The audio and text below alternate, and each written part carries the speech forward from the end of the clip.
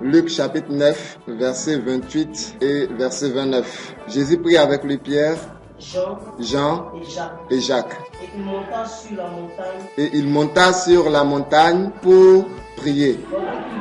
Pendant qu'il priait, l'aspect de son visage changea. Et son vêtement devint d'une éclatante blancheur. Et voici, deux hommes s'entretenaient avec C'était Moïse et Élie. Amen. Alléluia. Nous allons essayer de voir rapidement, vraiment très rapidement, la prière. La prière, c'est quoi? La prière, c'est un état d'échange, de communion avec Dieu. La prière, c'est un moyen qui nous met en communion avec Dieu. Autrement dit, la prière, c'est le moyen que nous avons d'élever notre esprit, être pleinement en contact avec le monde spirituel. La prière, c'est cette manière-là de neutraliser en quelque sorte les effets de notre corps et d'élever notre cœur vers le monde spirituel. Prier, c'est se plonger entièrement dans le monde spirituel. Prier, c'est plonger son être dans le monde spirituel, au point où les influences du monde physique, les influences sur le corps ne peuvent pas nous gêner. Quand une personne est en prière, normalement, tout ce qui se passe autour d'elle ne peut pas le gêner s'il arrive à élever son cœur dans le monde spirituel. Parce que son cœur est déjà en contact avec le monde spirituel.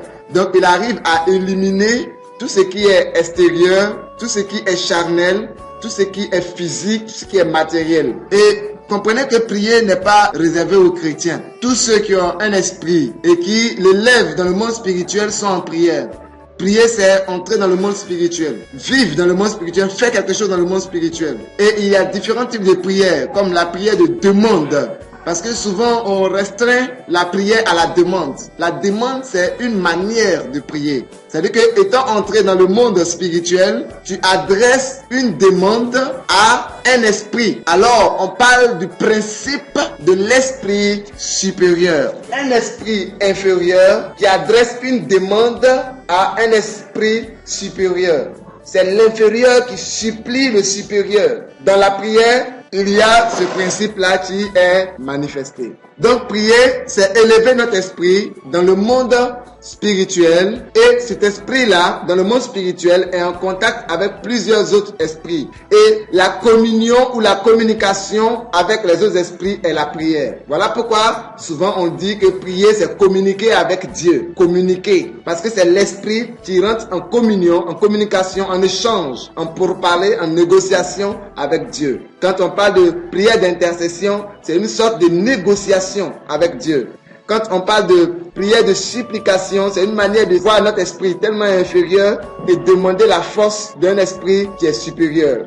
Quand le féticheur fait ses incantations, il est en train de prier en fait. Il fait ses incantations, il fait ses invocations, il soumet son esprit à un autre esprit. Comprenez que tous ceux qui élèvent leur esprit dans le monde spirituel pour s'adresser à un autre esprit sont en train de prier. Donc prier, c'est cela. Alors, toutes les prières ne sont pas exaucées parce que souvent on ne respecte pas des lois. Parce que vous voyez, dans le monde spirituel, tout est régi par des lois et des principes. Tout est régi par des lois et des principes. Rien ne se fait au hasard. Rien du tout. Vous comprenez?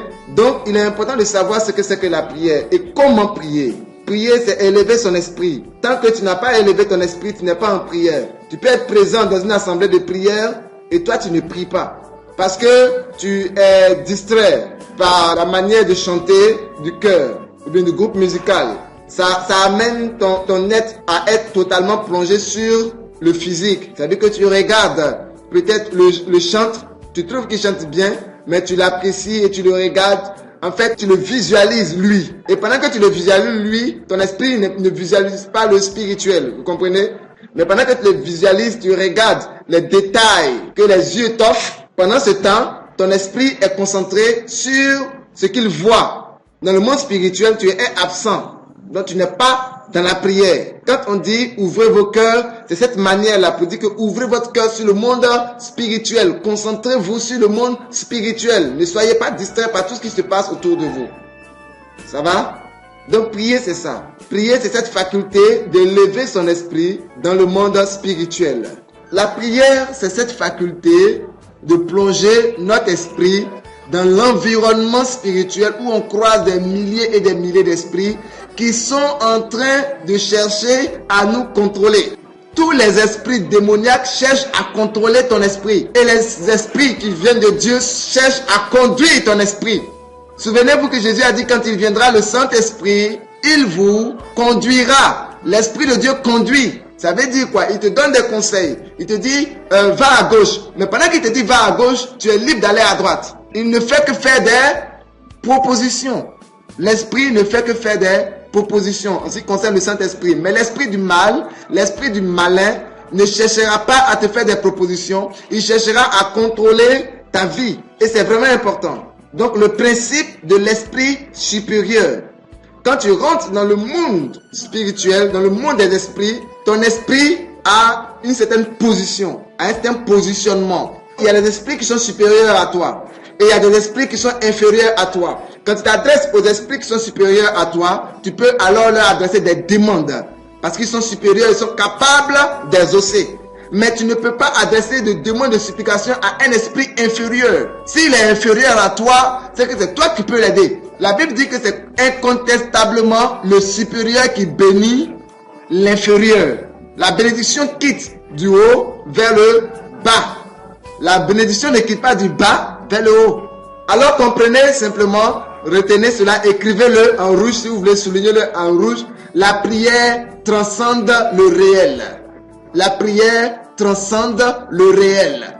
Tu ne peux pas être en prière, puis tu ne vas considérer que les choses réelles. La prière surpasse le réel. La prière dépasse le réel. Donc toute personne qui prie est mystique.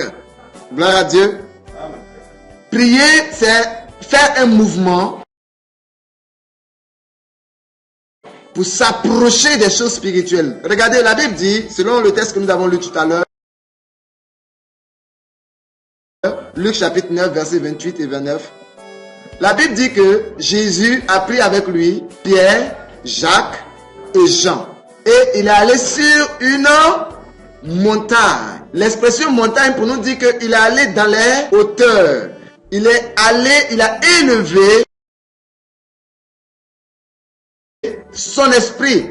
Vous voyez, je vous ai dit que l'esprit de l'homme communique de deux manières. Il communique de manière horizontale avec les esprits des vivants et il communique de manière verticale avec les esprits du monde spirituel. Et quand l'homme veut entrer en prière, il va en hauteur pour pouvoir communiquer avec les esprits du monde spirituel. Donc, Jésus se met sur une montagne. La Bible dit qu'il montera à la montagne de l'Éternel. C'est celui qui a le cœur pur et les mains innocentes. Celui-là montera à la montagne de l'Éternel. Parce que sur la montagne de l'Éternel, c'est comme si tu as quitté le monde. Le monde est en bas. Le monde est sous toi et toi, tu es élevé. Vous voyez? La montagne te permet de dominer le monde réel, le monde matériel. Tu es en hauteur. Donc quand tu pries, tu t'élèves. Tu t'élèves dans la hauteur. Et quand tu t'élèves, alors tu peux rentrer en communion avec des esprits. La Bible dit que quand il s'est levé avec Pierre, Jacques et Jean, qu'est-ce qui s'est passé? Moïse et Élie, qui étaient morts, mais qui sont des esprits, mais des esprits dans le monde spirituel, sont venus le rencontrer. Et il y a eu des échanges, des communications. C'est ça la prière. Pendant ce temps, Pierre, Jacques et Jean étaient là et ils étaient des spectateurs. Ils n'étaient pas acteurs dans la prière, mais ils étaient des spectateurs. Par exemple, quand tu dis tu loues Dieu, tu es spectateur. De quoi? Mais spectateur de la gloire de Dieu. Spectateur de la manifestation de la puissance de Dieu.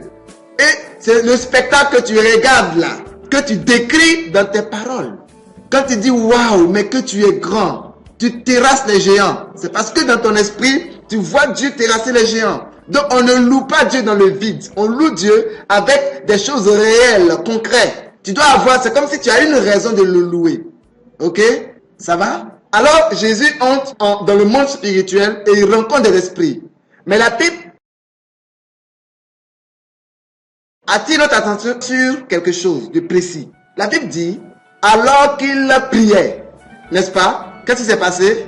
l'aspect de son visage changea. L'aspect de son visage changea. En réalité,